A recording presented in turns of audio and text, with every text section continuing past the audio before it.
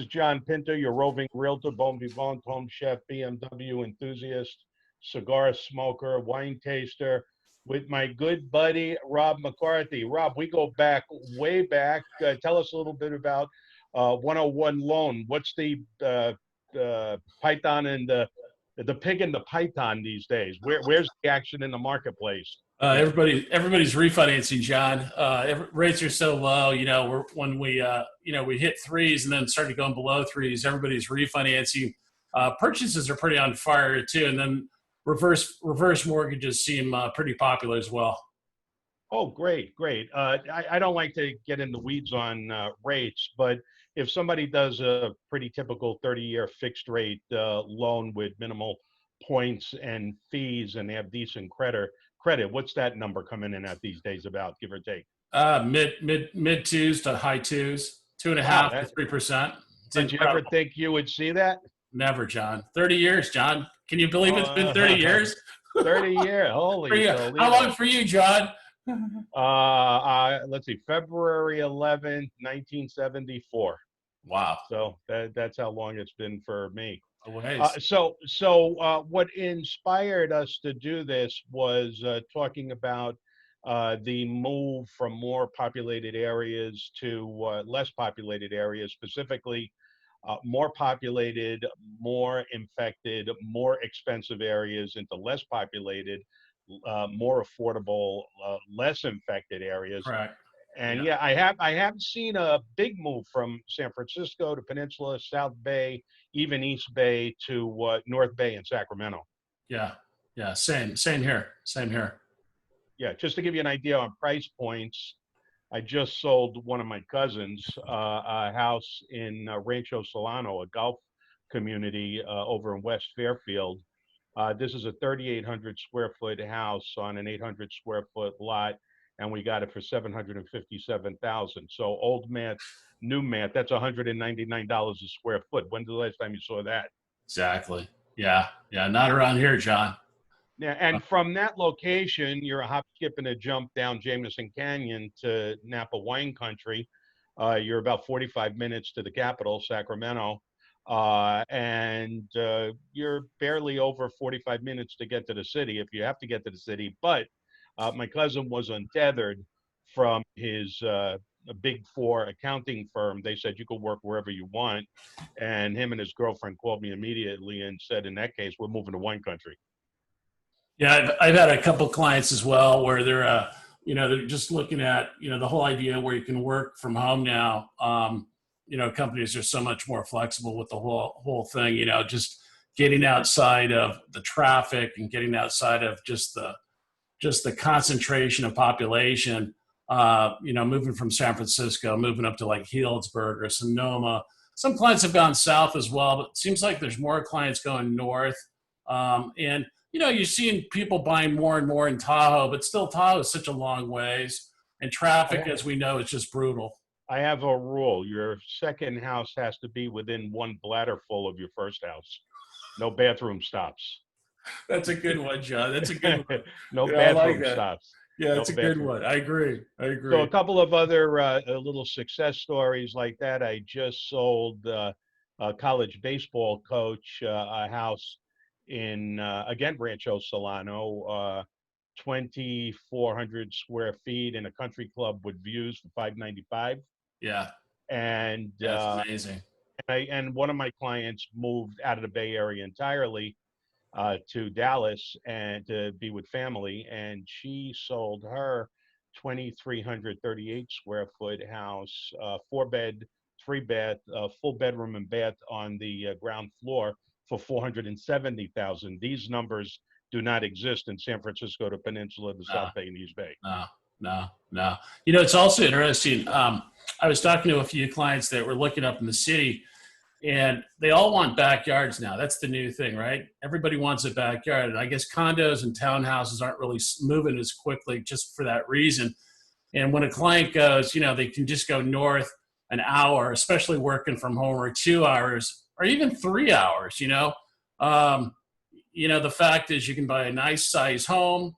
It has a nice backyard, especially in a nice area. You're not having to move. I've seen clients where, they have to move all the way out to Sacramento Well, now, the fact that they can go north, and it just seems like there's this demand, this pull for, you got Healdsburg, you got Sonoma, you got Napa, and then even north of there a little bit. And so we'll see. Traffic used to be a big problem. It's not so much a big problem anymore. So Oh, no, so let's talk about the way we used to. I mean, you and I have collaborated on hundreds of seminars and transactions. yep.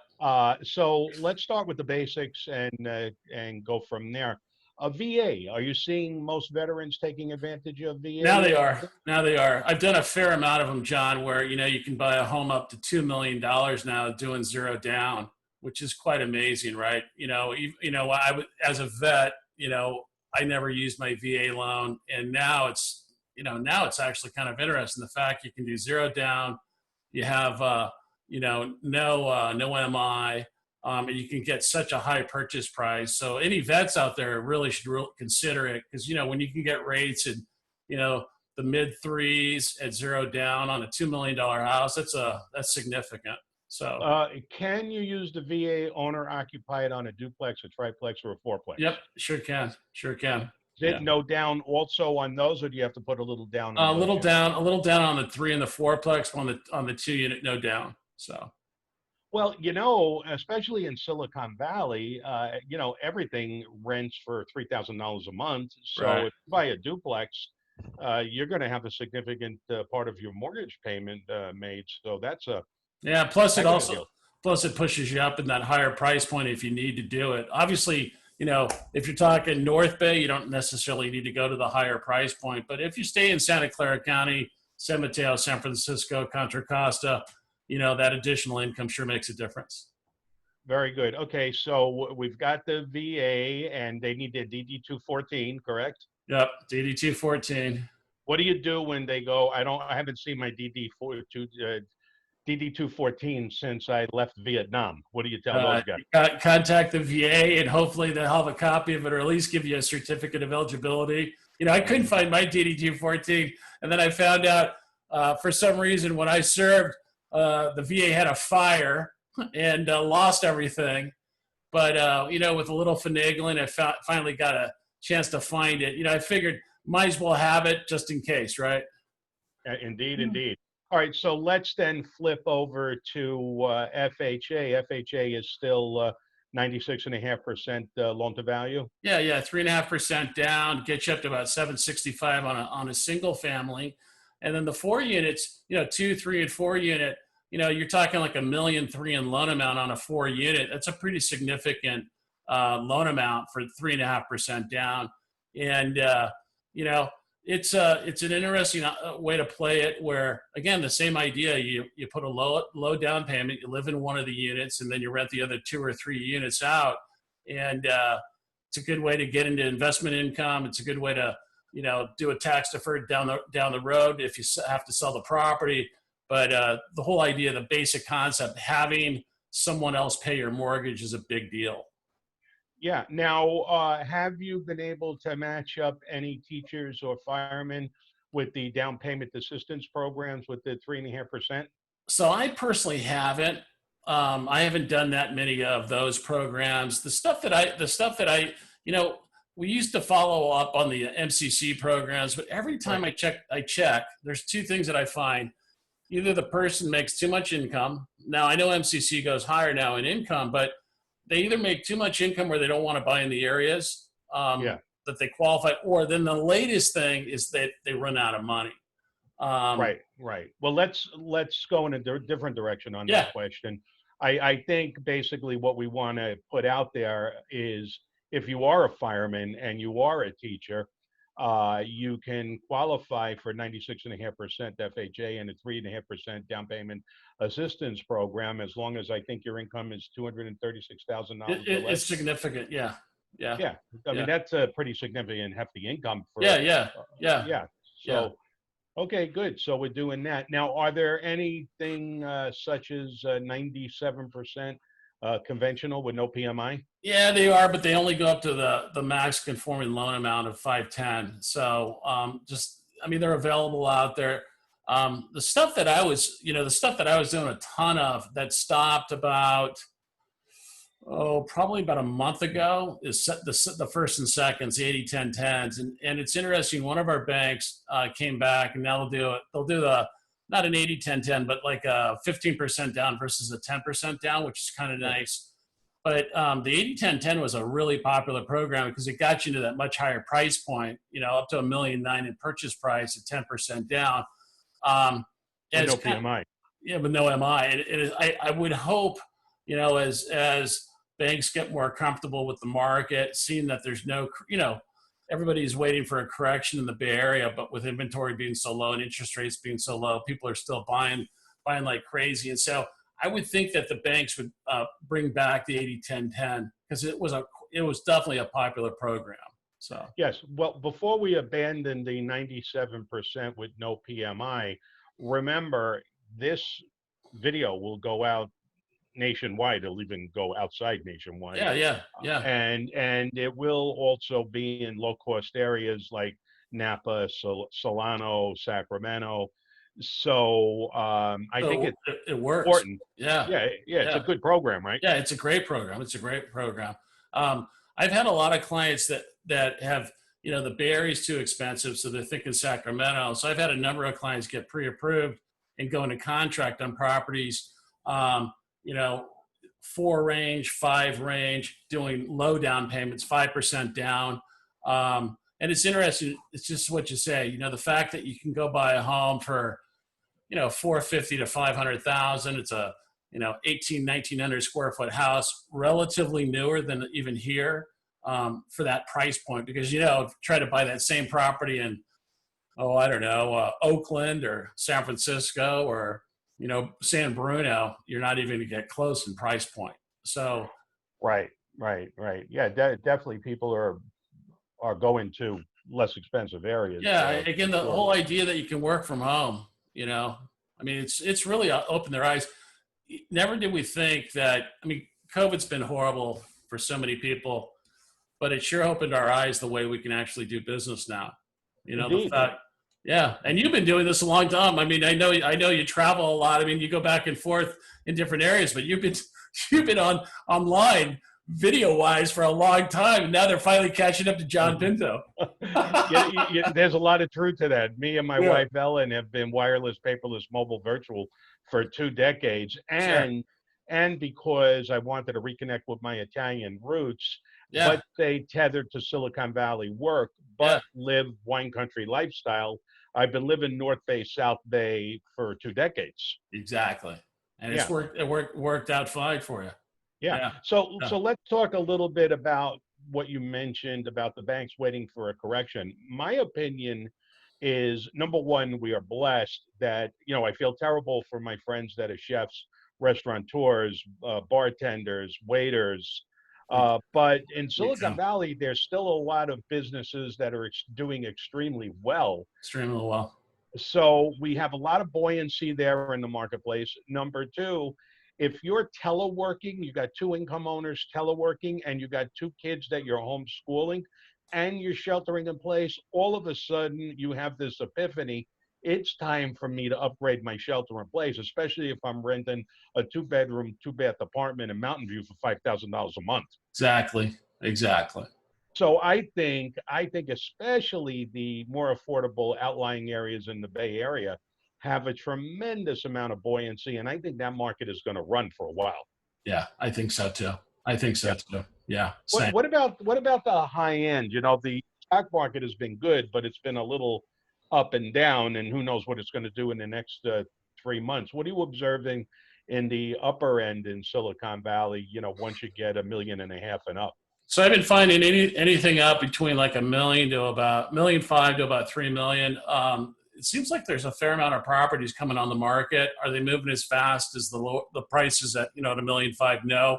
But I've had a number of clients that have sold property. They look at it, they look at the market going, gosh, the real estate's up. We all thought real estate might come down because of COVID. Real estate prices are up. Inventory is still low. It's probably a pretty good time to either dump some of these properties. A lot of them too. Like I have a client right now, have a property in Saratoga they're going to sell. It's been a rental. It's been a great rental, kind of catered towards the Apple employee. they realize what they can sell it for, and then they can 1031 that into different types of properties. So he's going to buy 2 smaller single families and a multifamily with the net proceeds. But it seems like, at least on the purchase side, I see the dominant market that's probably the one that's selling the most is, it's that 1.5 to 2 million. I've talked to a number of agents. I've talked to a number of financial planners. That, when you start pushing above 3, I think a lot of those properties are now starting to sit a little bit. Although, I mean, look at the stock market. If the stock market's doing what it does and continues doing what it does, I'm sure that market will will take off again, because the stock market's been doing great. Yeah, well, definitely, it's much more compelling to buy a home in the more affordable price ranges. I mean, Right. I talked about that $470,000 house that was 4-bedroom, 3-bath, 2,300 square feet in Sassoon City. I mean, that's a no-brainer for somebody that's paying $4,000 a month in Sunnyvale with rent. Yeah, So, yeah. If they can work somewhere else, they don't have to be local. For sure. I mean, I've thought about it. I think I've been shelter in place since March 17th. that's the day, St. It was, Patrick's Day.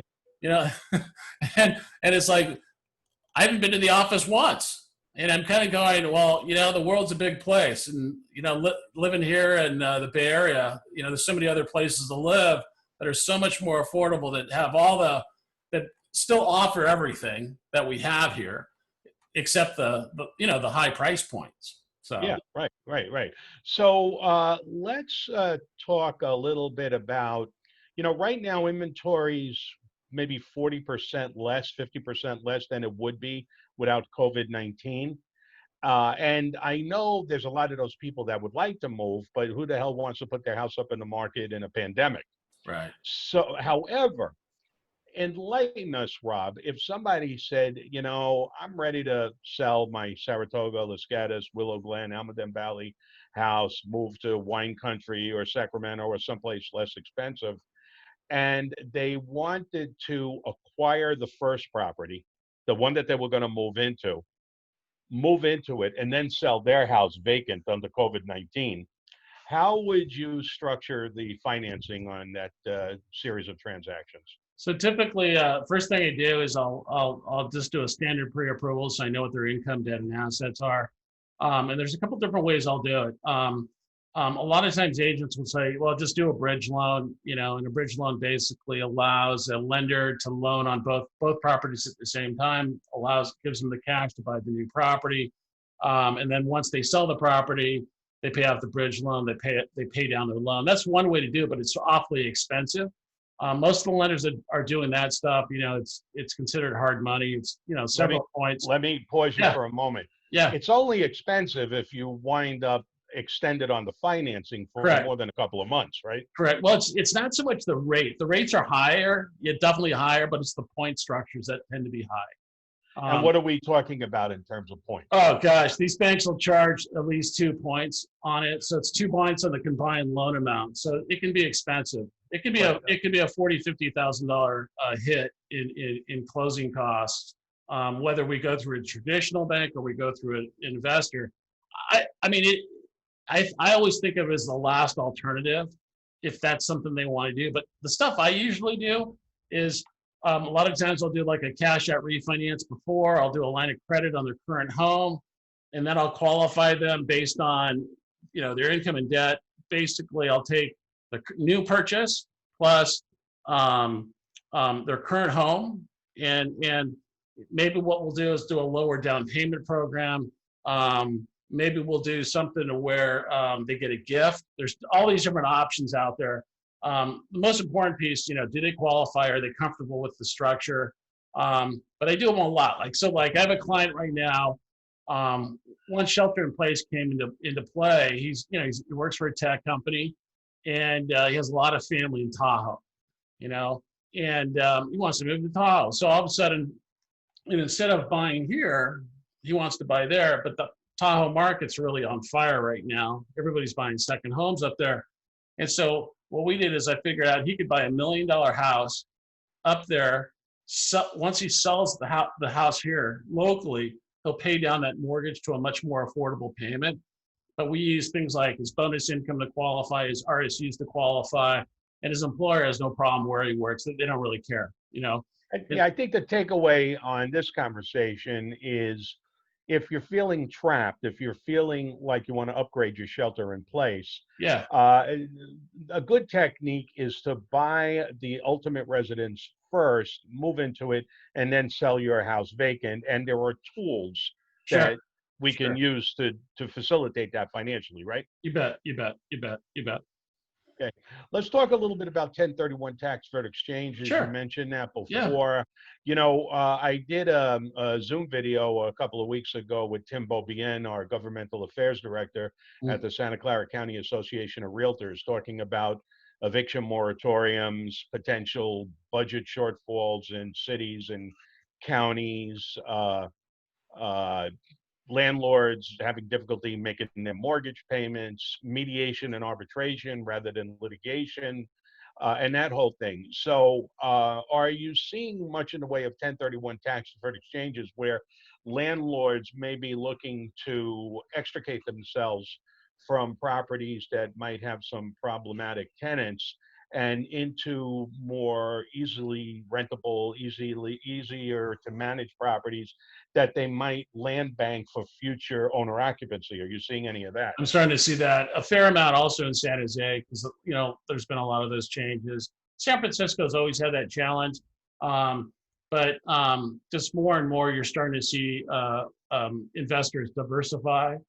I've had investors put money into a TIC. It qualifies for a 1031. I've seen clients go from that historically speaking, they're looking at houses. They go into multi-family, all sorts of different. It just has to be like kind, right? And so, I always tell clients be wary of moving to areas that or buying in areas that you're not familiar with per se, and that they're attracted to the price point, not so much is there really good income, is there Right. infrastructure to support it. Yeah, like Houston. Yeah. Parts of Arizona, Yeah. Vegas. Vegas is a funny thing, right? Where there's an abundance of land, I always get a little nervous. If you're along the strip, it's one thing, but if you go out to some of these outskirts, people get attracted to the price, and they think everywhere else is like California, and it's not. Or not like at California, like the Bay Area. And it's Well, not. you don't have that market demand for the rentals. All Yeah. right, so let's shift gears one more time. Yeah. Are you seeing much in the way of accessory dwelling units, financing them, constructing them, junior accessory dwelling units? Is that coming across your radar? Yeah, ADUs.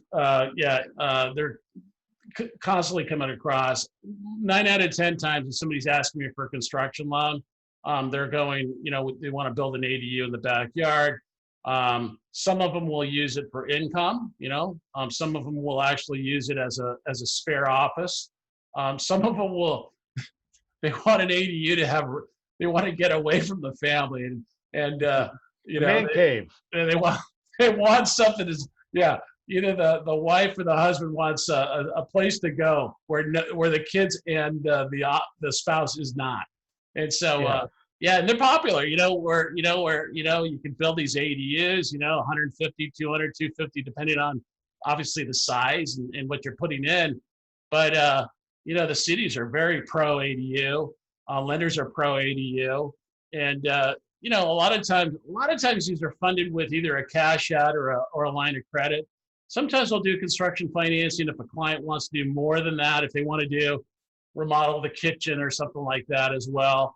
But they're definitely popular, that's for sure. And they're, I've even thought about it myself because they're actually pretty nice spaces, nice modern spaces. It's amazing how much you can pack in to 250 square feet.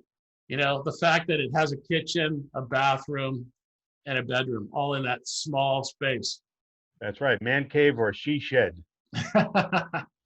Yep. Absolutely. So, so I've kind of peppered you with questions. Did you have any questions you wanted to ask me today, Rob? Yeah. So John, you've been up in Napa for a number of years. What have you seen what do you think that, when you think of Napa, Sonoma, what do you think what's driving people to come up to that area, in your opinion? Well, number one, it's ag preserve. Number two, it's hospitality and fine living driven. I love Silicon Valley, but Silicon Valley is a place that is work driven. It's not La Dolce Vita driven. It's still Bay Area, even though Napa, Sonoma, Solano County, Lake County, Mendocino County are, peripheral Bay Area. Napa and Sonoma are really Bay Area. Uh, you could still be in the Bay Area and you're in a different world. Right. And the price point is good. And then if you decide that you want to go up to like Mendocino, then the price point gets really attractive. Right. Right. Yeah. So yeah. I think that's what's driving it. Plus there's a lot of baby boomers out there. What are they? 80 million baby boomers, and they certainly know that they're not going to live forever. So they want to be in a La Dolce Vita environment. Certainly. All the millennials and people a little older, a little younger, living in San Francisco, are looking to get out of those apartments, and they are drawn to the North Bay. Silicon Valley, because it's a wealthy area, and by the way, we're now quote unquote a shithole country. We're not permitted in Canada, or we're not permitted in Europe. So you can't fly, you can't go to Paris, you can't go to Rome, you can't go to Montreal, you can't go to Victoria. So if you live in the Bay Area, where are you going to go on vacation? You're going to go to Napa, or you might as well do vacation every day and just move to Napa. Exactly.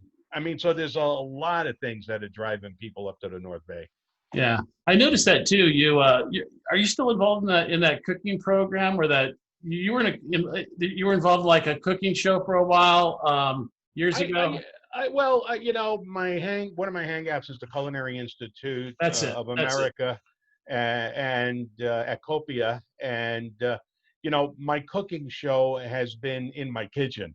Okay. Because I have been sheltering in place. Thank God for the farmers market. Okay. I go there every Tuesday, every Saturday, stock up. And if I feel lazy that week, there's a lot of good prepared food from all the chefs in the farmers market.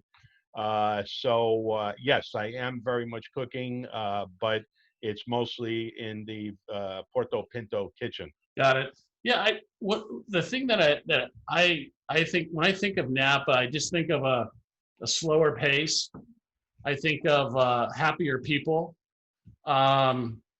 It's just not what the Bay Area's just become this place. Even with COVID, the fact that you can go to a place, it's an hour. Depends on where you're coming from, of course, but you could drive there. But why not live there, right? And that's right. The motivation. Right. Well, let's look at it in terms of Maslow's hierarchy of needs. Okay, in Silicon Valley, even though people are well-to-do, even if you're making $300,000 a year in Silicon Valley, between private schools and lack of mortgage deductibility these days, and the average price in some areas being $1.5 million, you get people that are still in a survival mode, no matter how much money they're working, whether it's financially or just being in the competitive business of tech, where technology changes on a daily basis and you're always pressured into what's next. Silicon Valley, has a very different mentality that way compared to Napa, where the culture in Napa is very Franco-Italiano, driven on hospitality. It's more hovering in Maslow's hierarchy of needs of self-expression, cooking, winemaking, fine living.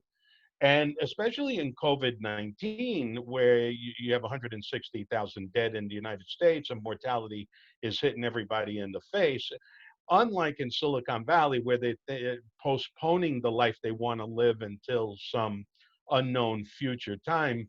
In Napa Valley, people have a very highly articulated awareness that they're not going to live forever. So let's have a good time today. Not to say people don't work, Right. Right. But it's not to the exclusion of fine living. Right. I remember the saying, live to work, work to live. Yes. And you know, the Europeans have a different mentality than us Americans in terms of that. And, you know, the whole idea is that enjoy your day versus enjoy your day in the future. And we never know what the Indeed. future will hold.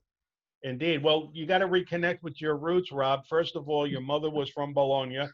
God bless her. Yep. And you know the Bolognese, they would actually argue that they're better cooks than the Neapolitans. They would be wrong.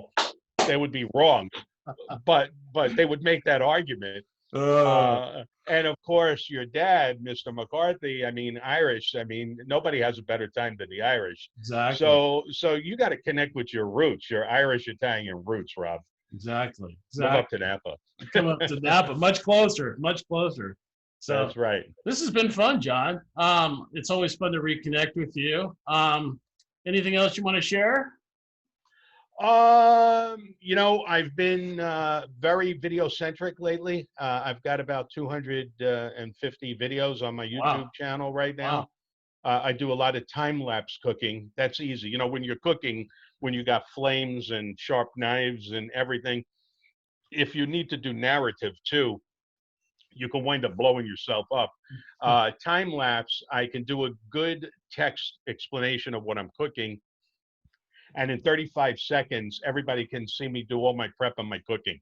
So nice. I do a lot of that. I'm starting to do some doodly animation videos on that are kind of like the classes we used to teach, except they're animated videos. Nice. Yeah. Do you have some examples of that on your YouTube? I do. I'll send you my YouTube link. It's in my footer. Cool. And now that you and I figured out our technology, I mean, I'm real happy. I just bought my Logitech webcam, which keeps the halo off my head with my green screen behind me and my virtual background. And I'm using my headset, which keeps my audio good without too much echoing. So this is the first Zoom video that I feel like I got all my technology down. Nice. So we should do this once a week. We'll do this more often, John. Yeah, well, we could focus maybe on one subject and, you know, do a 20-minute one every now and then. So, Rob, how do people get a hold of you? Easiest way is just go to my website at 101loan.com. Has all my contact information there. And how about for you, John? Well, you know, I love text 408-829-4141. It seems like I get such a tsunami of social networking messages and posts and updates and emails. The text is the one thing that I can actually notice. You know, oh, somebody texted me. Right. So 408-829-4141. Great. And you'll find me on Facebook. I'm the only John V. Pinto on Facebook. And you'll see my wild, vicious political post on there if you can handle them, and my cooking cooking videos. Hey, good cooking. Never turn down a meal from John Pinto. Yeah, people chastise me all the time for being political on social networking, and I tell them, I go, hey, my brand is people know what's on my mind. Exactly. It's always been that way. Always been. All right, John. Hey, thanks. All right, good. So let's do this again next week. All right. All right. Take care.